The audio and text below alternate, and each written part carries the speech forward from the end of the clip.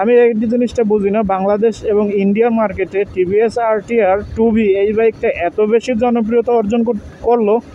তারা যদি vibration and এখন যেহেতু বর্তমানে এই বাইকে এবিএস দিয়ে দিছে, ব্রেকিংটা আরও একটু ইমপ্রুভ করতে পারতো। যেহেতু আমি এই বাইকটা আমার 10,000 কিলোমিটার রাইডিং এক্সপিরিয়েন্স যে ভিডিওতে শেয়ার করলাম, অ্যান্ড সেখানে আমি বলছি যে এখানে এই বাইকে যে ব্রেকিং যে হোস পাইপগুলো দেওয়া হয়েছে, ওই হোস পাইপটা যদি তারা মেটালের হোস পাইপ একটা ব্যবহার করতো, সেক্ষেত্রে এই বাইকটা ব্রেকিংয়ের ক্ষেত্রে আরও মানে কয়েক ধাপ এগিয়ে যেত। মানে এখন যদি আপনি অনেক সময় দেখা যায় যে আপনার পিছনে যদি ভারী কোনো পিলিয়ন থাকে, আপনি যখন ব্রেক চাপ দিবেন তখন হচ্ছে একটু সময় লাগে করতে, আর ব্রেকের উপরে অনেকটা প্রেশার দিতে হয়, যার কারণে একটু বলতে পারেন এটা ওয়ান কাইন্ড অফ এক ধরনের প্যারা।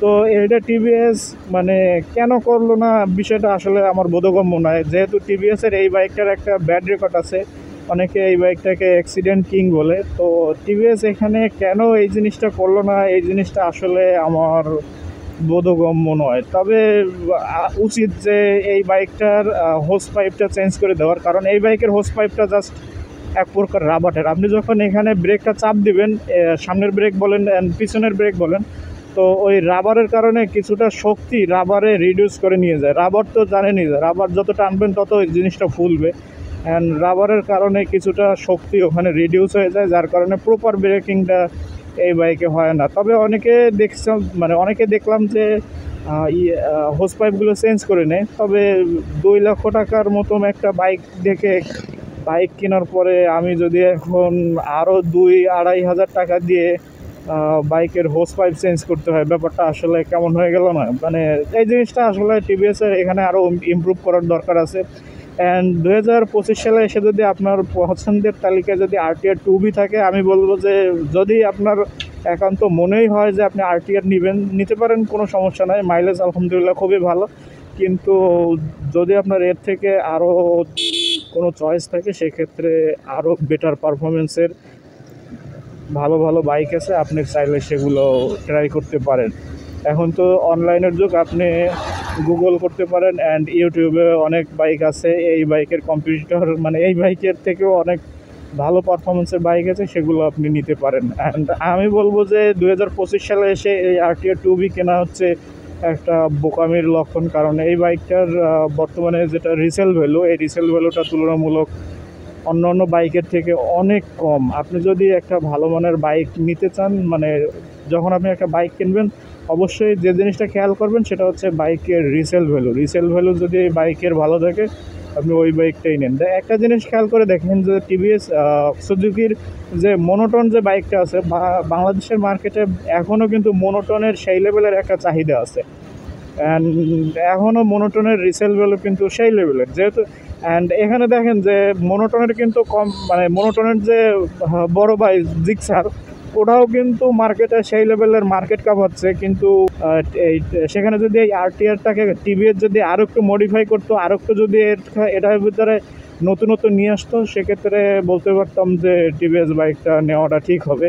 অ্যান্ড এই বাইকটা আপনি নিলে, এই বাইকটা আপনি পাওয়ার পাবেন এটার ভিতরে, মানে পাওয়ারই দিয়ে দিছে শুধু, হ্যাঁ, এটার মধ্যে আপনি পাওয়ার পাবেন অ্যান্ড মাইলেজ আলহামদুলিল্লাহ মোটামুটি ভালো পাবেন। হাইওয়েতে 40-র উপরে মাইলেজ পেয়ে যাবেন, অ্যান্ড সিটিতে রাইড করলে 40-র নিচে 38-37 থেকে, মানে বলতে পারেন 35 থেকে 45-এর মধ্যে মাইলেজটা সবসময়ের জন্য থাকে। এখন এটা হচ্ছে আপনার রাইডিং কন্ডিশনের উপর। যদি আপনি এই বাইকটা নিয়ে অনেক রাফ রাইড করেন, সেক্ষেত্রে এই বাইকটা থেকে মাইলেজটা কম পাবেন, এটাই স্বাভাবিক। অ্যান্ড যদি জেন্টালি এইরকমের আমার মতো জেন্টালি রাইড করেন, সেক্ষেত্রে এই বাইকটা থেকে আপনি 40+ মাইলেজ পেয়ে যাবেন খুব অনায়াসে। আর যেটা বলবো, যদি এই 2025 সালে এসে পরে রাস্তার মধ্যে কি একটা ধাক্কা খেলাম, তো যেটা বলতেছিলাম যে আপনি যদি এই বাইকটা 2025 সালে এসে যদি আপনার পছন্দের তালিকায় থাকে যে এই বাইকটা, এবং এই বাইকের পাশাপাশি যদি আরও অন্য বাইক থাকে, আমি বলবো আরটিআরের দরকার নাই।